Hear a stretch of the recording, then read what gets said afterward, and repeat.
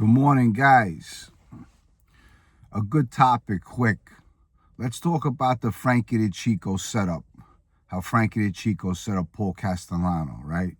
You think about it. At this time, Frankie Decicco is a captain of the Gambino crime family. John Gotti is a captain in the Gambino crime family. John Gotti's got the Howard Beach crew, and Frankie Decicco got the Brooklyn faction, Bensonhurst, right? Now, I grew up on Bay 16th and Bed. Frankie Decicco's club was right on the corner of where I lived. When I was a kid, I used to go swimming in Frankie Decicco's pool. He lived in Staten Island, Frankie Decicco.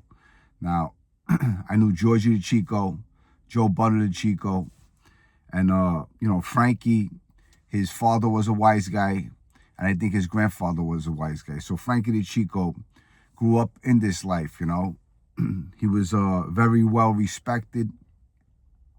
He actually, he's the one who got the hit for Roy DeMeo, to get rid of Roy DeMeo, and he made his own, Roy DeMeo's friends kill him, Joey Testa and Anthony Senta, right?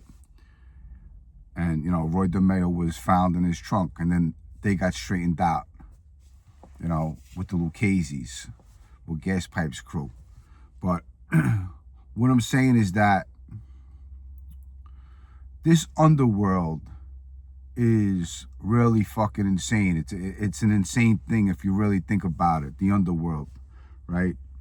You start out as an associate, you work your way up to become a made guy, you climb up the ladder to become a captain, maybe someday even a boss, right? Look at John Gotti, became a boss. Now, nothing never happens without Frankie Decicco. If Frankie Decicco don't set up Paul Castellano, John Gotti never becomes a boss, okay? There's a flip side to that coin. If Frankie Decicco sits down with Paul Castellano and lets Paul Castellano know that John Gotti wants to set him up and kill him, there's a flip side to that coin. Tommy Bellotti lives, Paul Castellano lives, and everything changes quick, right? Frankie Decicco would have been known as, saving the Gambino crime family. They would have killed John Gotti. They would have killed Angelo Ruggiero. They would have killed John Gotti's whole crew. It would have been real simple. You send 4 or 5 guys, you wipe out the whole fucking crew. But you know what? Obviously, we know that didn't happen. Frankie Decicco sets up the meeting with Paul Castellano at Sparks Steakhouse in Manhattan, and history is made. Paul Castellano gets whacked with Tommy Bellotti. Now, Tommy Bellotti was a tough guy, okay? Everybody was scared to death of Tommy Bellotti.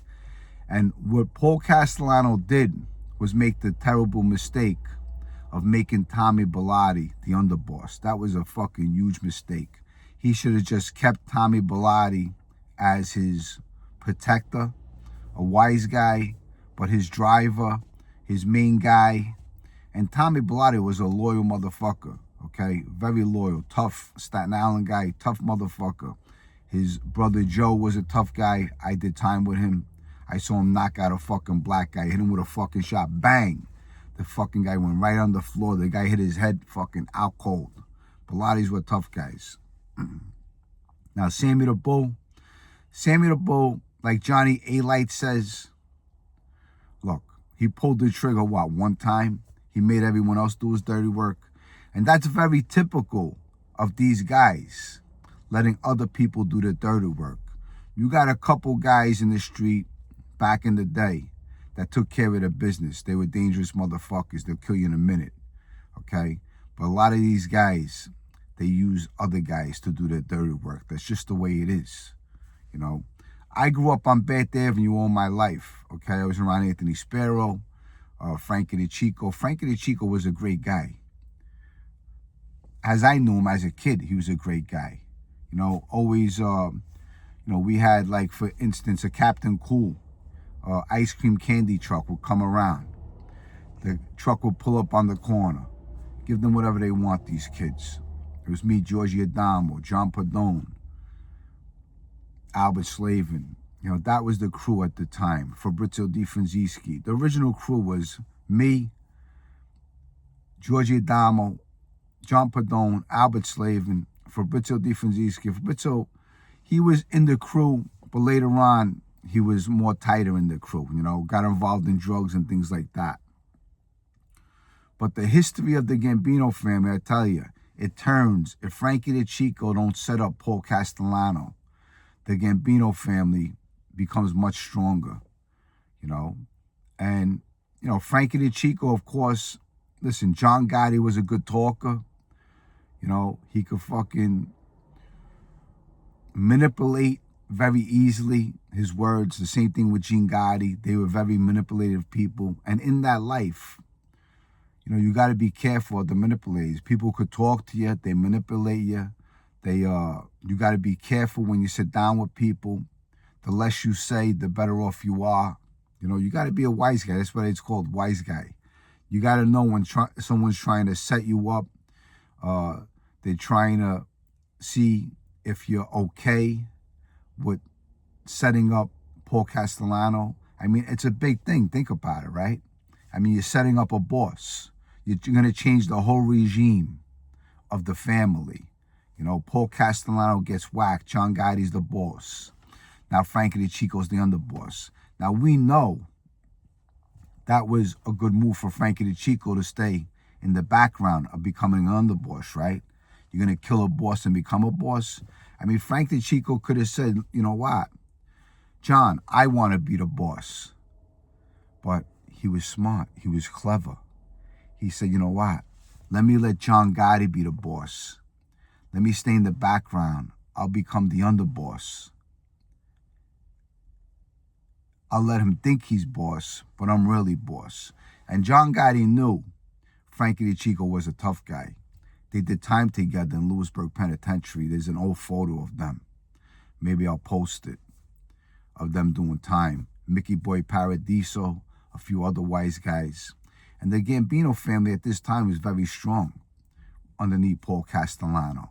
You know, but you had these young guys, a guy like John Gotti, he had a lot of ambition, a lot of drive, and he wanted to become the boss.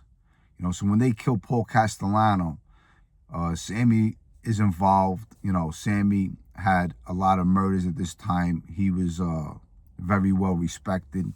And I was a kid. I used to go to Sammy the Bull's bar, Tally's Bar on 18th Avenue. I used to go with the Decicos. Okay, I would go there with Bobby Decicco, Georgie Decicco, Joe Butter, who would be there. All the Gambino guys. You know, you would see the Gottis there every so often. They weren't there a lot because they were more of a Queens crew. But I would see Sammy the Bull, Frank Decicco. I would see Paulie Zach. Mikey Scars would be there. You know, and this was before Mikey Scars was even made. You know, Mikey Scars gets made later on. But the Gambino family, I tell you, it was a strong family. The mob today could never be as strong as it was years ago. You got a lot of drugs in the streets today. Big money. Back in the day, drugs was big money. But today, to be a wise guy, you have to have money. Money is respect. And there ain't no murders no more. Years ago, there was murder. There's cameras all over the place. And let me tell you something. You got more rats today in the families than you ever did. It's all undercover, you know. And when they take down a lot of guys, if it's not murder or a lot of drugs involved, guys ain't going to cooperate for the fact of, if you're looking at 5 to 10 years, guys aren't going to cooperate. But when you get in that 25 years to life, that's a different ball game. Guys are flipping like pancakes, 100%. But this is just a short video of Frankie Decicco. You know, listen, I actually love Frankie Decicco. I think he was a great wise guy. He was good to us growing up. You know, we used to go swimming in Frankie Decicco's pool. And I remember what he did one time. It was me, Albert, Georgie Adamo, John Padone, and the kid John Bauman might have been there. He used to run with our crew. But it was like 4 or 5 of us. And Frankie Decicco piled us in his Buick, his little Buick. And we went to his house in Staten Island. He ordered pizza for us, like 3 or 4 pies of pizza. And what he did was he put 3 $300 bills on his kitchen table, okay? And that was to see. He was testing us to see if any one of us would take those $300 bills. And we all passed the test. No one took those $300 bills. We could have took them and put them in our pocket. And he would have said, well, you know what? In a way, he might have liked it or he might have disliked it. But we passed the test. We didn't touch the $300 bills. And he ordered pizza for us. We would go swimming. And he treated us good, you know. And someday, you know, as a kid, you know, this is somebody that we looked up to. He was like a wise guy uncle, you know, and always seeing him walking down the street, whether it was Sparrow, whether it was with another wise guy having a talk, he would always cover his face while he was talking because he would think that people could read his lips. So he was a clever guy, Frankie. You know, he grew up in the life. His father was a wise guy. His grandfather was a wise guy. His whole family was wise guys, you know. But he was well-respected, tough guy, one of the ultimate wise guys, 100%. And it's amazing because if they don't kill Paul Castellano and Frankie Decicco whispers in Paul Castellano's ear, that whole Gotti crew gets wiped out, 100%. They get wiped the fuck out, you know. But that's just a quick theory and story from me. I hope you enjoyed it. Today's Sunday. I'm going to make some pasta, some meatballs. Look, everyone, enjoy your day. Give your life to God. Look, I'm 56 years old, you know. It's all about my children. I try to work hard. I try to do the best I can for them. You know, listen, I'm in this struggle every day over here. I'm trying to get out of New York. New York is a shithole to me, not what it used to be. This whole, I guess, planet Earth is a shithole the way it's going, you know. America used to be a great country. America turned to shit. I tell you, what a shithole. But I was watching Candace Owens, and Candace Owens was saying that something is going to happen right before Christmas, another 9/11. So to everyone out there, be vigilant. If you see something, say something. You know, the world is a dangerous place. I worry about my children. You know, unfortunately, we're not going to be here forever, but there is a spirit world, you know, and hopefully we do good enough to go up there and we meet God someday, you know, in Jesus Christ, you know. I have a lot of people who passed away in my life and I miss them dearly, you know, but I'm still here. I'm kicking. I'm in this drive. I'm struggling always, but I'm making it happen, you know. So I hope you enjoyed this video. I love you all. Please support me if you want these videos to continue. Join my membership. It's $4.99 a month. I appreciate it. It helps a lot. Thank you so much. Enjoy your day. Like I said, I love you guys. Bye, guys.